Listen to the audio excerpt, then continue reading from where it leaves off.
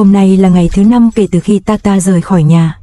Những cư dân mạng từng xem video trước đó đều biết phần nào về tình hình của Tata khi anh rời nhà. Sau khi vợ anh không may qua đời vì rơi xuống vách đá, cả gia đình chìm trong nỗi đau buồn vô tận. Lúc mọi người nghĩ rằng Tata sẽ chăm sóc tốt cho 4 đứa con, thì anh lại đột ngột rời đi mà không báo trước. Trong thời gian đó, con gái đã nhiều lần gọi điện cho anh, nhưng điện thoại luôn trong tình trạng tắt máy.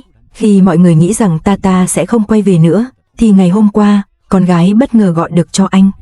Sau một cuộc trò chuyện ngắn, họ biết rằng Tata sắp trở về nhà, và còn nói sẽ mang đến một điều bất ngờ.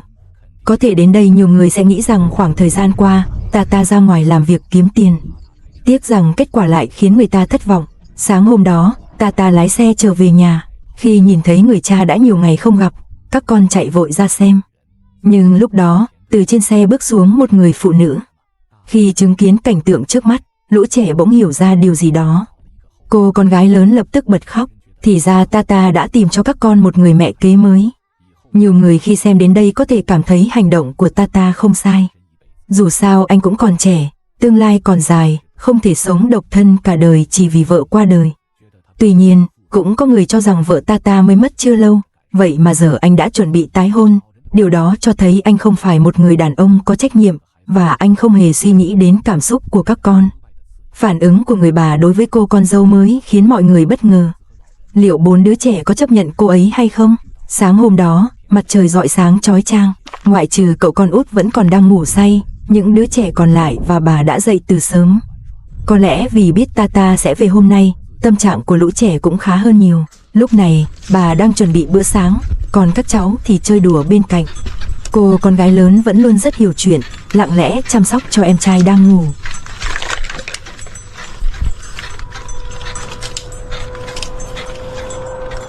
Có lẽ vì lo và mệt, cô bé chủ động làm việc nhà, bảo bà vào phòng nghỉ ngơi. Người ta hay nói tình cảm cách thế hệ thường sâu đậm, quả thật là vậy. Tuổi còn nhỏ mà đã hiểu chuyện như thế, vừa khiến người ta ấm lòng lại vừa đau lòng. Kể từ khi bố rời đi, những đứa trẻ trong nhà như trưởng thành lên nhiều, việc gì cũng tranh nhau làm. Trong suốt quá trình đó, con gái lớn luôn rất chu đáo, sợ bà bị lạnh nên còn đắp chăn cho bà. Chiếc lều tạm này chính là nơi cả gia đình ngủ nghỉ.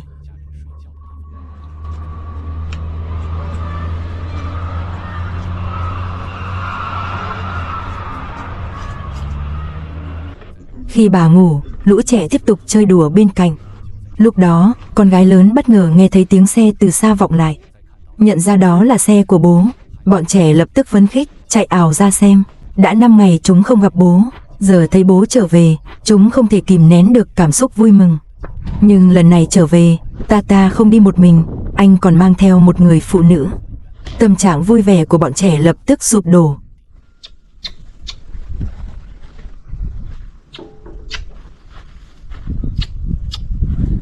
Khi thấy người phụ nữ lạ mặt đó, con gái lớn vô cùng kích động. Dù chỉ khoảng 7-8 tuổi, nhưng bé hiểu rất rõ sự xuất hiện của người phụ nữ này có ý nghĩa gì. Hơn nữa, cô ấy còn mang theo một đứa trẻ. Thì ra những ngày qua Tata không về nhà là vì người phụ nữ này. Trong suốt quá trình đó, con gái lớn liên tục xua đuổi người phụ nữ. Nhưng Tata lại không hề can ngăn, mà để con gái thoải mái trút nỗi bất mãn trong lòng. Dù sao thì mẹ của các bé cũng vừa mới qua đời, giờ phải đối mặt với một người phụ nữ xa lạ, với bất kỳ ai cũng là điều khó chấp nhận.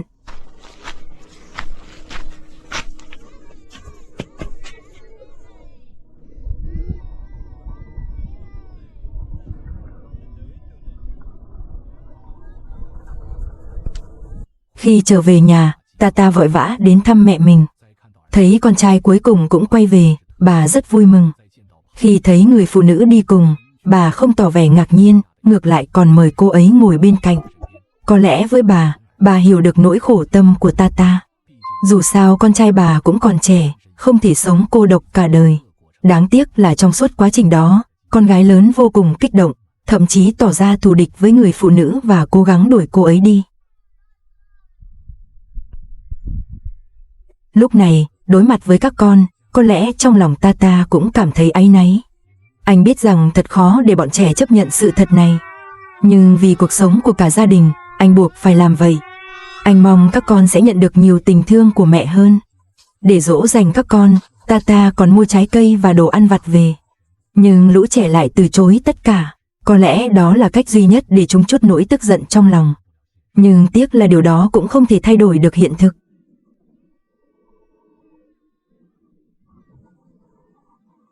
Trái cây vung vãi đầy đất giống như tâm trạng của bọn trẻ lúc này.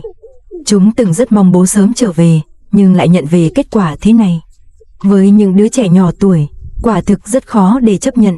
Lúc này, Tata dìu mẹ ngồi xuống, cả gia đình cùng ngồi lại để trò chuyện, kể về những gì xảy ra trong mấy ngày qua. Tiện thể giới thiệu người phụ nữ này với bà. Lúc này, cô con gái lớn đã ngừng khóc, nhưng tâm trạng rất chán nản, chỉ cúi đầu mà không nói lời nào.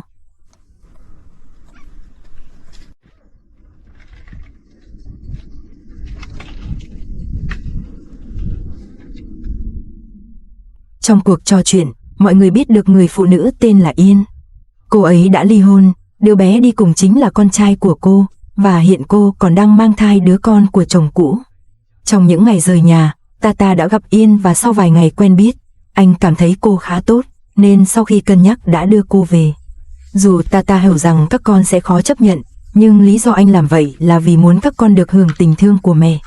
Dù mẹ của chúng Amy đã qua đời, nhưng cuộc sống phía trước còn rất dài, anh không muốn các con lớn lên thiếu tình yêu của mẹ.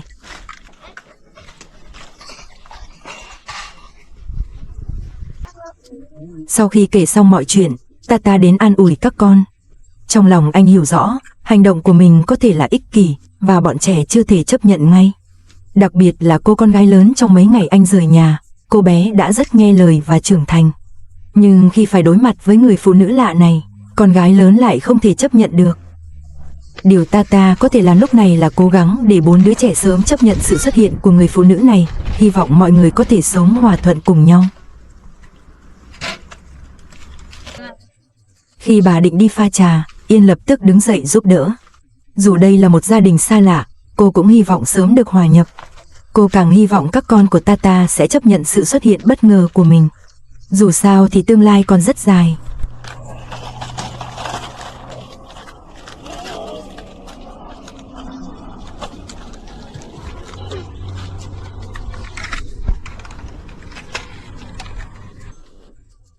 Không lâu sau đó, cậu con út cũng tỉnh dậy.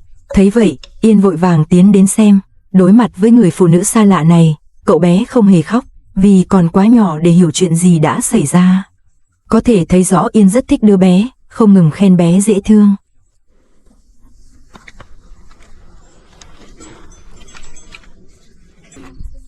Khi bà trông bé, Yên lại bắt đầu bận rộn chuẩn bị bữa sáng cho cả nhà.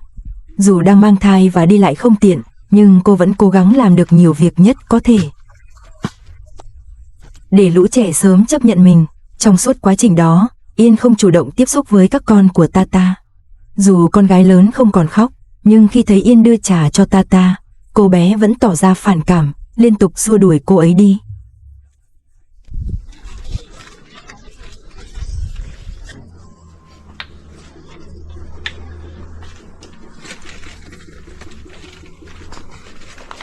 Đối với một đứa trẻ còn nhỏ tuổi, tất cả những gì nó làm đều có thể hiểu được.